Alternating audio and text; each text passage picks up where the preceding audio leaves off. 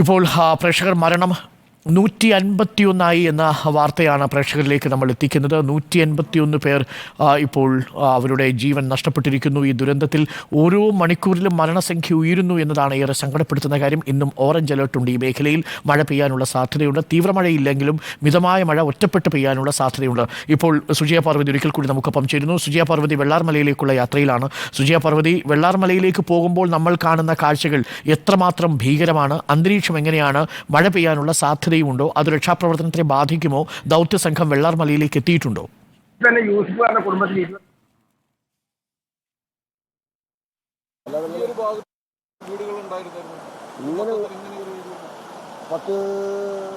School റൂട്ടിന് അവിടെ നിന്നുകൊണ്ടാ ഒരു 10-500 വീട് കൃഷിയൊക്കെ ആയിരുന്നു ഉണ്ടായിരുന്നത്. ഇവിടെ ഇപ്പോൾ അതിന്റെ ഒന്നും ഒരു ഭാഗവും ബാക്കിയില്ല എന്നത് കാണാം. ഇവിടെ വന്നടിഞ്ഞിരിക്കുന്നത് മുഴുവൻ വലിയ മരങ്ങളാണ്. ഇതുപോലെയുള്ള വലിയ വെള്ളാർമലയിൽ എത്തി അവിടെയാണ് നിൽക്കുന്നത്. നോക്കൂ, എനിക്ക് പിന്നിൽ കാണുന്ന ഈ മരങ്ങളൊക്കെ മുണ്ടക്കൈ ഭാഗത്തു നിന്നും അവിടെ നിന്നൊക്കെ ഒഴുകി വന്നതാണ്. ഇവിടെ ഞാൻ നിൽക്കുന്ന ഇടത്ത് ഒരു കാപ്പിത്തോട്ടമായിരുന്നു. ഇവിടെ കൃഷിയൊക്കെ ആയിരുന്നു ഉണ്ടായിരുന്നത്. ഇവിടെ ഇപ്പോൾ അതിന്റെ ഒന്നും ഒരു ഭാഗവും ബാക്കിയില്ല എന്നത് കാണാം. ഇവിടെ വന്നടിഞ്ഞിരിക്കുന്നത് മുഴുവൻ വലിയ മരങ്ങളാണ്. ഇതുപോലെയുള്ള വലിയ മരങ്ങൾ വീടുകളിലേക്കും അടിഞ്ഞിട്ടുണ്ട്. വീടുകളുടെ ഏകദേശം പകുതി വരെ മണ്ണങ്ങ് കയറിയിരിക്കുകയാണ്. ഈ ഭാഗത്തുള്ള വീടുകളിലൊക്കെ അതാണ് അവസ്ഥ. അരുൺ, എനിക്ക് വളരെ പ്രധാനപ്പെട്ട ഒരു വിവരം പങ്കുവയ്ക്കാറുണ്ട്. എനിക്കൊപ്പം അഷ്റഫിക്കയുണ്ട്. അഷ്റഫിക്കയുടെ വീടാണ് ഇതാ നമ്മളിപ്പോൾ കണ്ട ഓടിട്ട വീട്. അങ്ങോട്ടേക്ക് നമുക്ക് പോകാൻ കഴിയില്ല. ഇവിടെ മണ്ണ് കാല് പൂഴ്ന്നു പോകുന്ന അവസ്ഥയിലാണ്. അങ്ങോട്ടേക്ക് മറികടന്ന് പോകാൻ കഴിയില്ല. ഞങ്ങൾ ശ്രമിച്ചിരുന്നു. സുരക്ഷിതമായ സ്ഥലത്താണ് ഞാനിപ്പോൾ അഷ്റഫിക്കയുമായി നിൽക്കുന്നത്. ഇപ്പോൾ നമ്മൾ കാണുന്ന വീടുകൾ, ആ വീടുകളിൽ ഇപ്പുറത്തെ വീട്ടിൽ ഇരുനില വീട്ടിൽ ഇപ്പോൾ നമ്മളിപ്പോൾ കാണുന്ന ഇരുനില വീട്ടിൽ ഇപ്പോൾ അകത്ത് ഒരു അച്ഛനുണ്ട്. മകന്റെ മൃതദേഹം പുറത്തു നിന്നാണ് കിട്ടിയത്. അച്ഛൻ അകത്ത് കിടക്കുന്നുണ്ട് അല്ലേ അഷ്റഫിക്ക? കിടക്കുന്നുണ്ട്. അതായത് ഞാൻ 2:30 മണിയായിട്ടുണ്ടാവും ഏകദേശം. അപ്പോൾ ഏകദേശം ഒച്ച കേട്ടപ്പോൾ ഞാൻ പുറത്തിറങ്ങി നോക്കുമ്പോൾ അയ്യോ ഓടി വരും രക്ഷിക്കണേ എന്ന് പറയുന്നുണ്ട്. അപ്പം മക്കളൊക്കെ പടം മുകൾക്ക് കയറി മക്കളെ അങ്ങോട്ട് റോട്ടുമേക്ക് കയറ്റിയിട്ട് ഞാൻ മോനും കൂടി താഴേക്ക് ഇറങ്ങിയപ്പോത്തിന് ഒരുത്തൻ്റെ കാലി എനിക്ക് കിട്ടി. അപ്പോൾ ഇവിടുന്ന് പ്രളയം ഒന്നായിട്ട് വരുന്ന മുട്ടിമാരും കല്ലൊന്നായിട്ട് വരുന്ന രംഗ കാണുന്നത്. അതിലിട്ടെറിഞ്ഞ് ഞങ്ങൾ മുകൾക്ക് കയറി. പിന്നെ അച്ഛനെന്ത് ചെയ്ത് അതിൻ്റെ ഉള്ളിലേക്ക് കയറിയപ്പോൾ വന്ന് അടഞ്ഞു. മോനും അതിൻ്റെ ഉള്ളിൽ അടഞ്ഞു കിടക്കുകയാണ്. ഞാൻ വളരെ പെട്ടെന്ന് തിരിച്ചു വരാം. അവിടേക്ക് രക്ഷാപ്രവർത്തകർ എത്തിയിട്ടില്ല എന്ന് കൂടി ഒന്ന് ചോദിക്കൂ. അവിടെ ഒരു അച്ഛനുണ്ടെന്ന് പറഞ്ഞത് അദ്ദേഹം ഇപ്പോൾ ജീവനോടെ ഉണ്ട് എന്നാണോ അദ്ദേഹം പറയുന്നത്?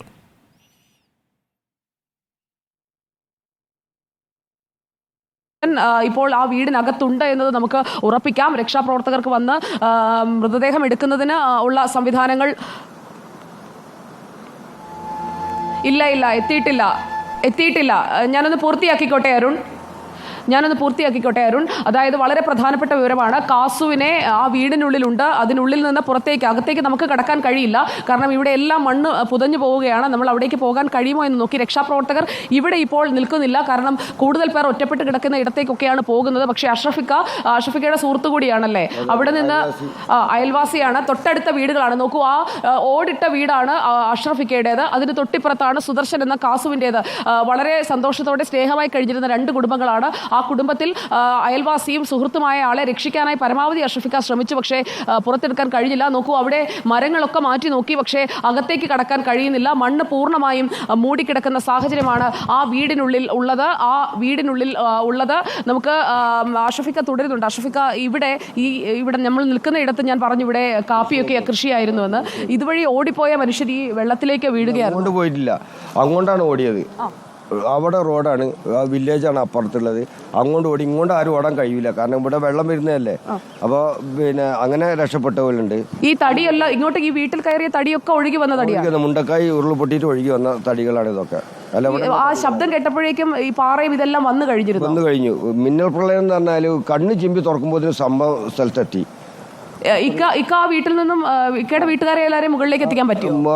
നീലിക്കാപ്പ് പറഞ്ഞ സ്ഥലത്താണ്, 1 കിലോമീറ്റർ അപ്പുറത്താണ് അവർ അവിടെ കൊണ്ടാക്കിയിരുന്നത്.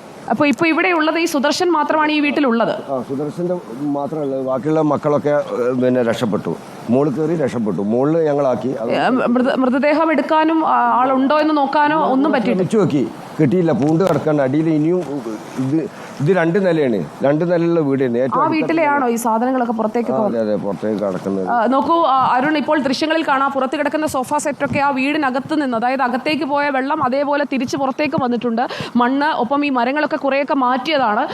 മരങ്ങളെല്ലാം കൂടി വന്നങ്ങ് അടിയുകയായിരുന്നു. ആ വീടിനകത്തേക്ക് ഉള്ളിലേക്കായിപ്പോയി. അതുകൊണ്ട് ആ അച്ഛനെ രക്ഷിക്കാൻ കഴിഞ്ഞിട്ടില്ല. അദ്ദേഹത്തിന്റെ മൃതദേഹമെങ്കിലും കിട്ടുമോ എന്ന് ആണ് ഇപ്പോൾ അവർ നോക്കുന്നത്. പക്ഷേ അകത്തേക്ക് കയറാൻ ഇനിയും സാധിച്ചിട്ടില്ല. രക്ഷാപ്രവർത്തകർ വരികയാണെങ്കിൽ മാത്രമേ അത് സാധിക്കൂ. ഇവിടെയുള്ള വോളണ്ടിയേഴ്സും ഒപ്പം അഷഫിക്കയും ഒക്കെ ശ്രമിച്ചു, പക്ഷേ അവർക്ക് ഒന്നും ചെയ്യാൻ കഴിയുന്നില്ല. അതുകൊണ്ട് അടിയന്തരമായി ഇവിടേക്ക് ഒരു ടീം വരികയാണെങ്കിൽ നന്നായിരിക്കും. നമ്മളും ടീമിനെ നമ്മുടെ ഇവിടേക്ക് എത്തുന്ന ആളുകൾ ഉണ്ടെങ്കിൽ അവരോട് പറയാമെന്നാണ് കരുതുന്നത്. നമ്മളിപ്പോൾ ദൃശ്യങ്ങളിൽ കാണുന്ന ഭാഗം, ഇവിടെ ഈ ഭാഗം വരെ വീടുകൾ ഉണ്ടായിരുന്നു. അതിന് താഴേക്കാണ്, പുറകിലൊക്കെയുള്ള വീടുകൾ തകർന്നിട്ടുണ്ട്. നമുക്ക് ദൃശ്യങ്ങളിൽ കാണാം. അവിടേക്ക് പോകുന്നത് അപകടമായതുകൊണ്ട് നമ്മൾ അവിടേക്ക് കടക്കുന്നില്ല. അവിടെയൊക്കെ പൂർണ്ണമായും ഈ വെള്ളം അടിച്ചു കയറുകയായിരുന്നു. അതായത് ഈ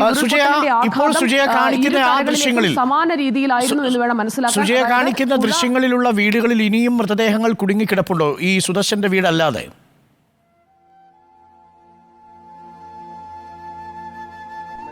സഹായത്തോടു കൂടി നമുക്ക് ഇത് കുറച്ച് വീതിയാക്കി തന്നു. അപ്പോൾ പിന്നെ അങ്ങനെ പോയിരുന്നു. പിന്നെ രണ്ടാമത്തെ ഒരു പ്രളയം വന്നപ്പോൾ അടഞ്ഞുപോയി. വീണ്ടും ഒരു പ്രളയം വന്നപ്പോൾ ഇത് ഇങ്ങനെ ആയിപ്പോയി ചെയ്തു.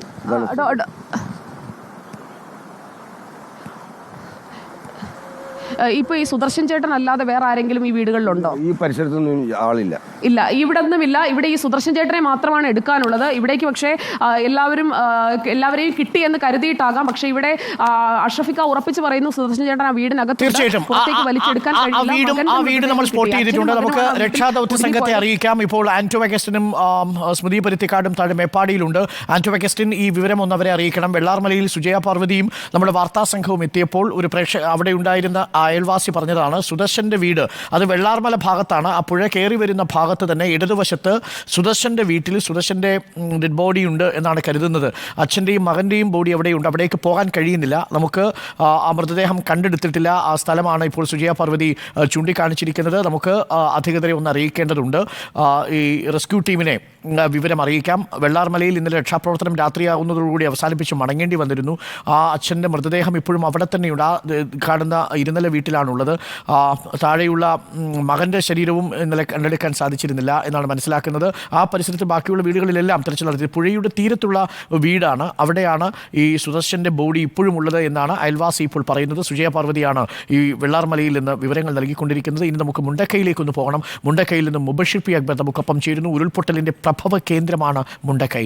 അവിടെ നിന്ന് ഒഴുകിയെത്തി ഇരിഞ്ഞിപ്പുഴയുടെ വലിയ കൂറ്റൻ പാറക്കല്ലുകളും മണ്ണുകളുമാണ് മനുഷ്യരുടെ ജീവിതം തകർത്തെറിഞ്ഞതും ജീവിതത്തെ വേരോടെ പിഴുതുമാറ്റിയത്.